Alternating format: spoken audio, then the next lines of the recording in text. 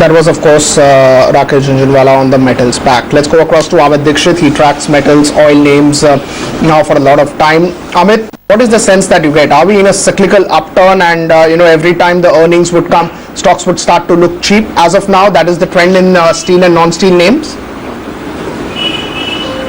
Yeah, so if you look at it clearly, the way China has opened and the right kind of noises that we hear on curbing capacity of steel and aluminium in parts, I think that bodes well for metal prices, especially steel, I would say, which was like under this the issue that China might end up exporting a lot this year.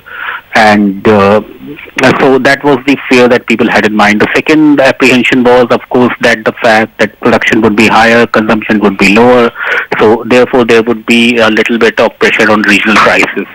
So that, I think, with the 14th five-year plan, things would become more clear. In my view, the noises that we have been hearing, the market chatter that we have been hearing, everything is pointing to a very favorable side of it.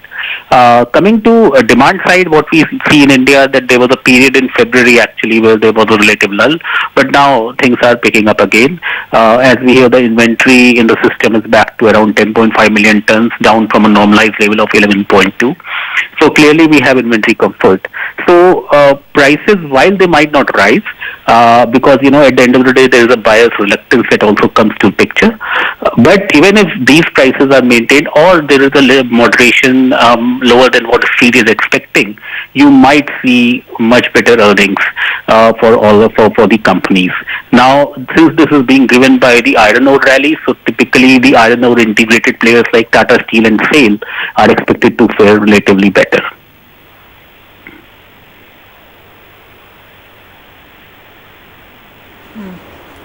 Okay. Amit, right now, I think, yes, demand is likely to hold up. That seems to be, the commonly accepted notion, and that's what we are witnessing as well. Economic recovery has been pretty strong. But you mentioned that, there could be a bit of a cap on steel prices. However, and luckily for India, we have the advantage because iron ore prices are stable. In China, that's not the case. Coking coal as well now has become difficult for them in terms of procurement.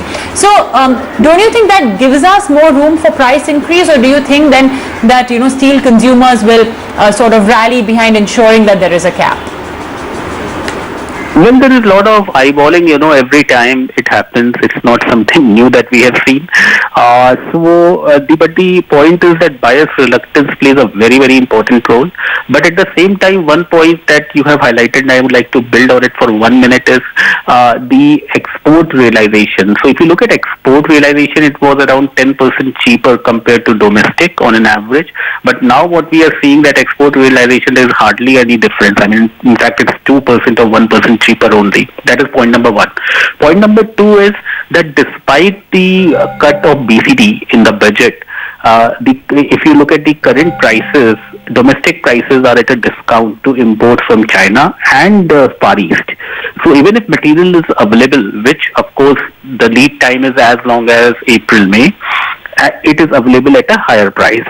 So if people are not getting good remuneration here in domestic market, they can always export, and that would start another phase of the restocking that we saw in Q3, and that pulled up prices in domestic market.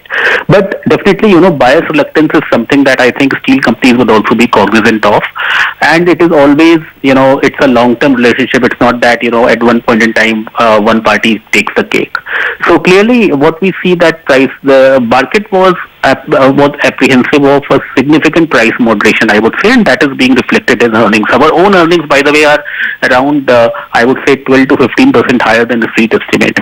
So we believe that moderation would be a lot lower. But going by what we have seen in the market, the kind of market chatter we are hearing, we believe that this, we had initially thought that Q4 would be a dream run for the companies. Now we just see this dream run getting extended to Q1 FY22 as well.